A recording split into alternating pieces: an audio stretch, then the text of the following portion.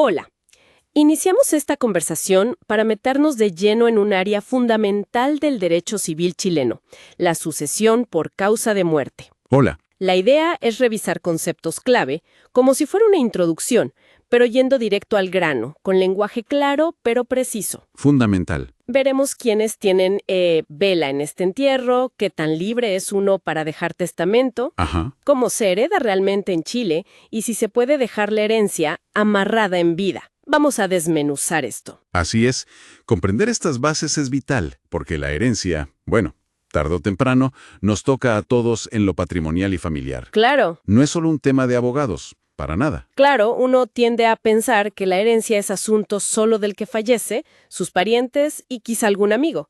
Pero hay alguien más involucrado. Alguien más tiene intereses ahí. Definitivamente, existe un interés social que a veces, como que se olvida. ¿Dónde irá? Se manifiesta claramente en dos situaciones.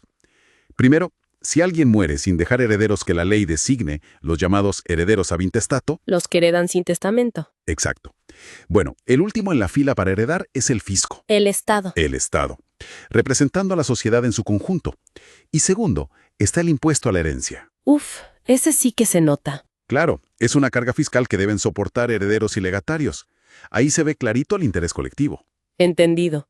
Ahora, si una persona juntó sus bienes con esfuerzo, tiene total libertad para decidir en su testamento a quién se los deja. Es como mi plata, mis reglas. Aquí es donde la cosa se pone interesante, ¿o no? Es natural que quien construyó un patrimonio quiera disponer de él. Ese es el interés del causante, del que fallece, y el fundamento de la libertad de testar. Lógico. Sin embargo, en Chile esa libertad está lejos, pero lejos de ser absoluta. Tiene límites bien marcados, principalmente para proteger a la familia. ¿Y cuáles son esos límites concretos, los más importantes? A ver, el más relevante son las asignaciones forzosas. Las famosas asignaciones forzosas. Exacto. Imagina la herencia como una torta, ¿ya? La ley obliga al testador a reservar ciertas porciones para parientes cercanos, ¿Cómo quiénes? como hijos, cónyuge sobreviviente o ascendientes si no hay hijos. Estas porciones son las legítimas y las mejoras. Ya. El testador tiene que respetarlas, no puede simplemente ignorarlas, ¿cachai? O sea, no es llegar y repartir como uno quiera. Para nada.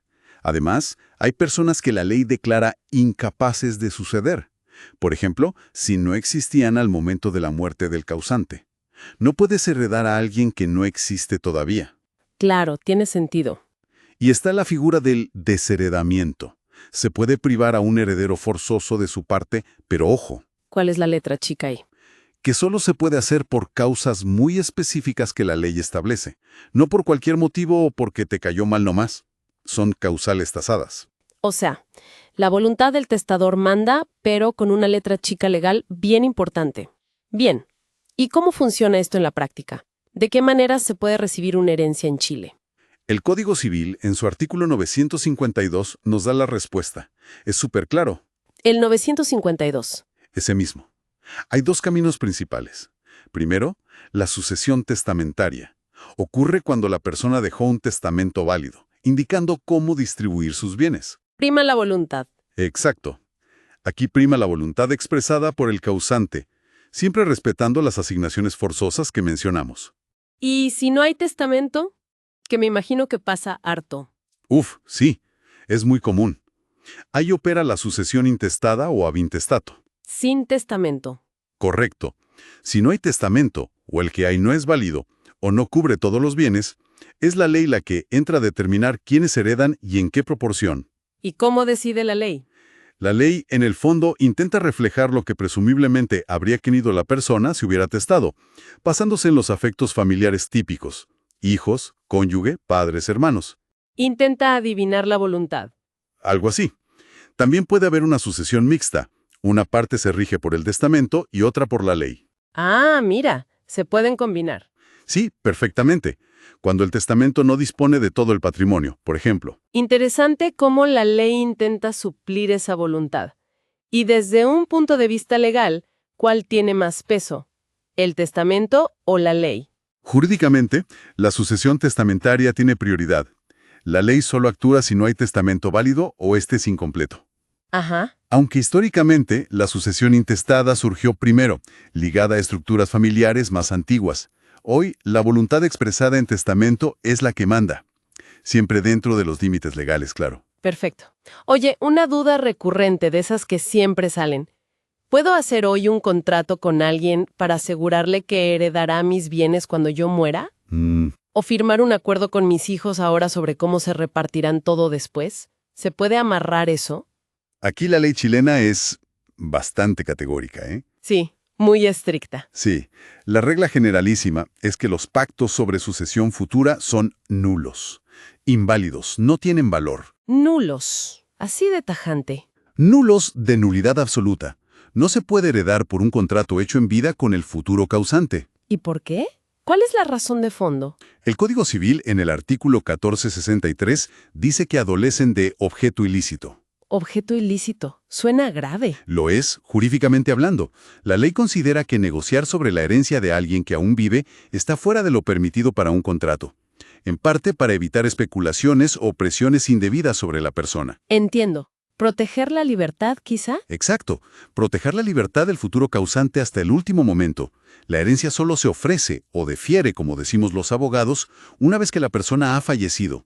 Antes no hay nada que pactar válidamente sobre ella. O sea, nada de amarrar la herencia en vida mediante contratos como regla general. Queda claro. Correcto. Ahora, ojo, es muy distinto que los herederos, después de fallecido el causante, hagan acuerdos entre ellos sobre los derechos que ya adquirieron en la herencia. Ah, eso sí se puede. Eso sí, por ejemplo, un heredero puede venderle sus derechos hereditarios a otro heredero o a un tercero.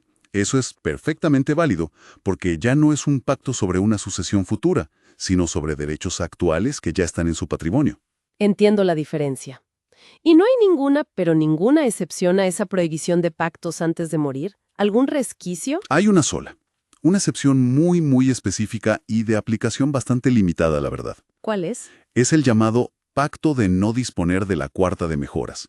Está regulado en el artículo 1204 del Código Civil. Suena técnico. Y lo es un acuerdo entre el FUPLO causante y uno de sus herederos forzosos, un legitimario, donde el primero se compromete a no usar esa porción específica de la herencia, la cuarta de mejoras, para favorecer a otros determinados asignatarios. Es un caso muy particular.